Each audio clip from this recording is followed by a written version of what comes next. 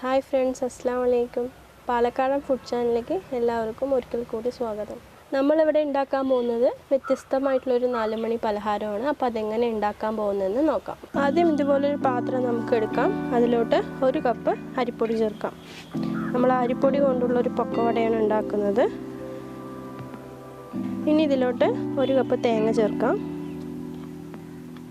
അതോടൊപ്പം തന്നെ 1 കപ്പ് അരിഞ്ഞു വെച്ച വലിയുള്ളിയും ചേർക്കാം.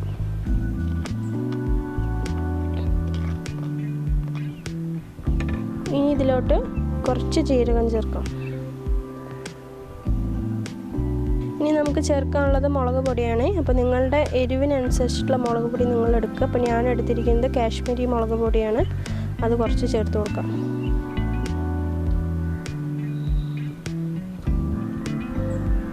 ഇനി കറിവേപ്പില ചേർക്കാം. ആവശ്യമെങ്കിൽ മാത്രം പച്ചമുളക് ഇട്ട് കൊടുത്താൽ മതി. അപ്പോൾ ഞാനിവിടെ ഒരു 2 പച്ചമുളക് ചെറുതായിട്ട് അരിഞ്ഞത് ഇട്ട് കൊടുക്കുന്നുണ്ട്. ഇനി നമുക്ക് ചേർക്കാനുള്ളത് ഉപ്പാണ്. അപ്പോൾ നമുക്ക് ആവശ്യത്തിനുള്ള ഉപ്പും കൂടി ചേർത്ത് കൊടുക്കാം. കുട്ടികൾക്ക് കഴിക്കാൻ കൊടുക്കുകയാണെന്നുണ്ടെങ്കിൽ നിങ്ങൾ ഈ പച്ചമുളക് ഒഴിവാക്കാം. ഇനി ഇതെല്ലാം കൂടി ഒന്ന് യോജിപ്പിച്ച് കൊടുക്കാം. കാശ്മീരി മുളക് പൊടി ഇടുന്നത് ഇതിന് ഒരു കളറ് കിട്ടാൻ വേണ്ടിയിട്ടാണ്. ആ മുളക് പൊടി ഇല്ലെങ്കിൽ നമ്മുടെ വീട്ടിലുള്ള സാധാരണ മുളക് പൊടി ആയാലും മതി. ഇതിലോട്ട് ആവശ്യത്തിന് വെള്ളം ഒഴിച്ചു കൊടുക്കാം. എന്നിട്ട് ഇതൊന്ന് നല്ലോണം കുഴച്ച് കൊടുക്കാം. സാധാരണ നമ്മൾ പക്കവട ഉണ്ടാക്കാറ് കടലമാവ് കൊണ്ടാണ്. ഇതൊരു വ്യത്യസ്തമായിട്ടുള്ളൊരു പക്കവടയാണ്.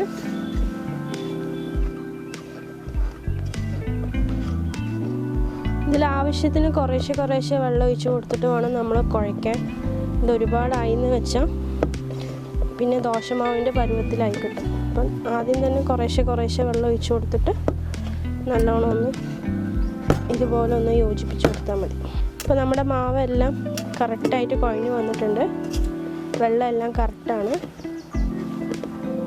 ഈ സമയത്ത് നിങ്ങൾക്ക് ഉപ്പും എരിവൊക്കെ ഒന്ന് നോക്കാവുന്നതാണ്.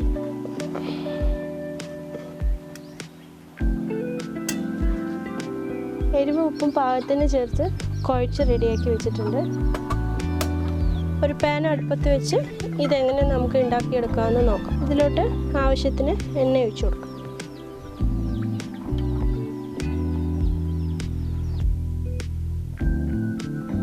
നമ്മളിതിൽ നിന്ന് കുറച്ച് മാവ് എടുത്തിട്ട് നമുക്കൊരു റൗണ്ട് ഷേപ്പിൽ നമുക്ക് ഉരുട്ടിയെടുക്കാം.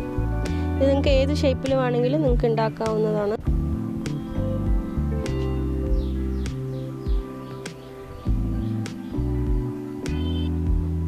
നമ്മൾ ഈ മാവിനെ റൗണ്ടിലും നീളത്തിലും ഷേപ്പാക്കി വെച്ചിട്ടുണ്ട്. എണ്ണ നല്ലോണം ചൂടായിട്ടുണ്ട്. ഇനി അതിലോട്ട് നമ്മൾ ഉരുട്ടി വെച്ച മാവ് ഓരോന്നോരോന്ന് ഇട്ട് കൊടുക്കാം.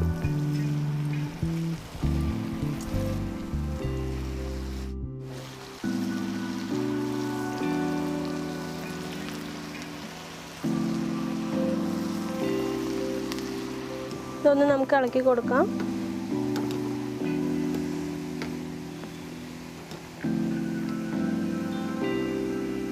ഇത് നല്ലോണം ബ്രൗൺ നിറമായിട്ടുണ്ട്. ഇനി ഇത് നമുക്കൊരു പ്ലേറ്റിലോട്ട് മാറ്റാം.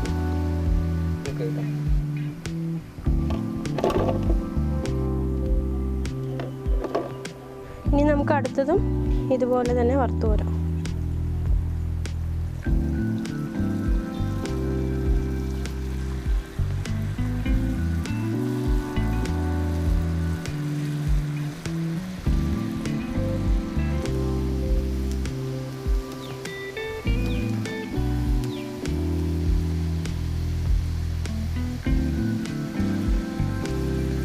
അപ്പോൾ നമ്മൾ രണ്ടാമതിട്ടത് നല്ലോണം വെന്തിട്ടുണ്ട്.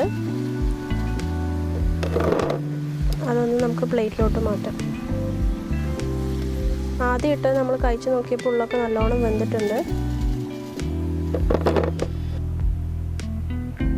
ഇനി നമുക്ക് നീളത്തിലാക്കി വെച്ചതും ഇതുപോലെ എണ്ണയിലിട്ടിട്ട് വറുത്ത് കോരാം.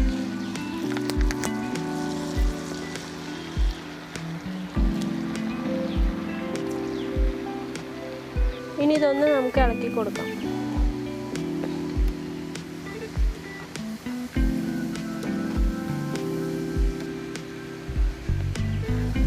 അപ്പോൾ ഇത് റെഡി ആയിട്ടുണ്ട്. ഇനി നമുക്കിതൊരു പ്ലേറ്റിലോട്ട് മാറ്റാം.